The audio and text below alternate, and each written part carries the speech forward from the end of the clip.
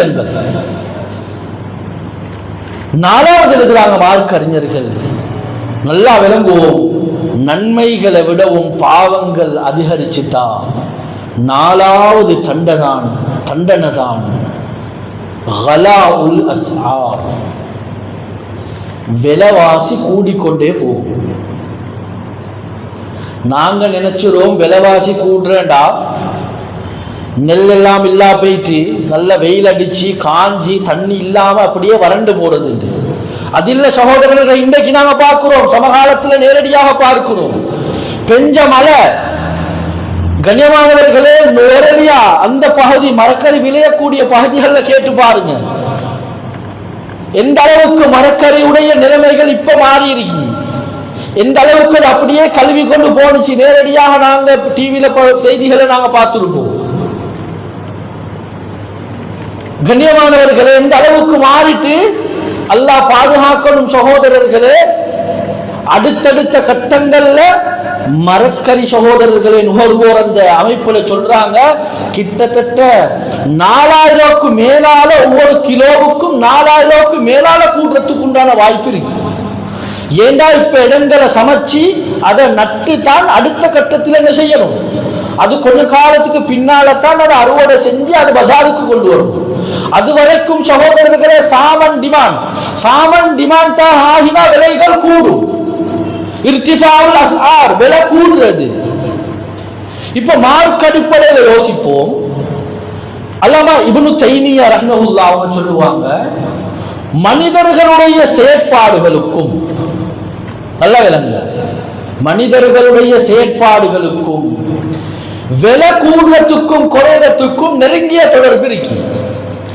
இன்னல் கலா வர்ருஹஸ் ஃபீ மஷியத்தில்லாஹ், விலை கூடுறதும் விலை குறைறதும் இது அல்லாஹ்வுடைய நாட்டத்தோட சம்பந்தப்பட்டது. சொல்றாங்க, மனிதர்களுடைய செயற்பாடுகள் நல்ல முறையில் அல்லாஹ்வை சந்தோஷப்படுத்தக்கூடியதாக மாறும் என்றிருந்தா விலைவாசிகள் குறைஞ்சு கொண்டே போகும். இல்ல பாவங்கள் கூடுது, காலத்துக்கு ஏற்ற மாதிரி வித்தியாசமாக போகுது. கண்ணியமான சகோதரர்களே, என்ன நடக்கும்டா, இப்ப விலைவாசிகள் எல்லாம் நன்மை பள்ளியின் பக்கம் தொடர்பு உண்டாகுது, நல்ல அமல்கள் கூடுது. ஏற்பட்ட இந்த சூழ்நிலையில மக்கள் எல்லாம் அல்லாஹ்வோட தொடர்பாக இருக்கிறாங்கடா, விலைவாசிகள் குறைஞ்சு கொண்டே போகும்.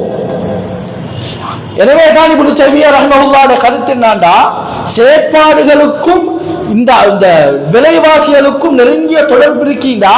எங்கட செயற்பாடுகள் சாலிஹான நல்ல செயற்பாடுகளாக இருந்தா விலை குறையும், அல்லது கூடிச்சுன்னு சொன்னா, பாவங்கள் கூடிட்டுன்னு சொன்னா, அல்லாஹ்வை கோபப்படுத்தக்கூடியதாக மாறிட்டுன்னு சொன்னா, கண்ணியமானவர்கள் எல்லாம் பாதுகாக்கணும், விலைவாசி கூடும். இத அல்லாமா யூசுப் ரஹ்மத்துல்லாஹி அலைஹி தஅவத் தப்லீக் இயக்கத்தினுடைய இஸ்தாஃபகருடைய மகன், இவர்களுடைய காலத்தில் கலாஉன் ஷதீதுன் ஃபில் ஹிந்த், இந்தியால பயங்கரமான ஒரு விலை உயர்வு ஏற்பட்டுச்சு. அவங்கள்ட்ட பேச்சு சொன்னாங்களாம், கது கலத்தில் அஸ்ஆரு ஜித்தன், நாளுக்கு நாள் விலைகள் கூடிக்கொண்டே போகுது, என்ன செய்யணும் சொன்னாங்க. அல்லாஹ்வின் பக்கம் மக்கள் திசை திரும்பணும், தொழாதவர்கள் தொழணும், பள்ளியோடு தொடர்பாகணும், நல்ல காரியங்கள்ல மக்கள் ஈடுபடணும், அல்லாஹுக்கு பொருத்தமான செயல்களை அமைச்சு கொள்ளணும். இந்த விலை உயர்வும் மனிதர்களுடைய செயற்பாடுகளும் சொன்னாங்களாம், 2 தராசியுடைய 2 பகுதிகளை போல. கண்ணியமானவர்களை சொன்னாங்களாம், மனிதர்களுடைய செயற்பாடுகள் அல்லாஹ்விடத்தில் பொறுமதியாக போக போக விலைவாசிகள் அப்படியே குறைஞ்சு கொண்டே போகும். மனிதர்கள் அழிச்சாட்டியத்தால, பாவத்தால, அநியாயத்தால மனிதர்களுடைய அல்லாஹ்விடத்தில் பொறுமதி இல்லாம அல்லாஹ்விடத்தில் தாழ்ந்து கொண்டே போனா விலைவாசிகள் கூடிக்கொண்டே போகும்